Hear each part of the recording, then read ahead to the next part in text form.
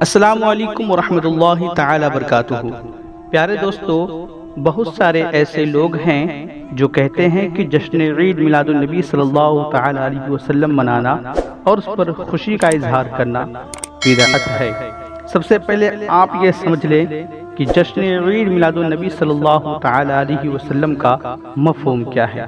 جشن کا معنی مل کر خوشی منانا، عید کا معنی خوشی، وہ تہوار جو بار بار آئے، اور میلاد کا معنی پیدائش۔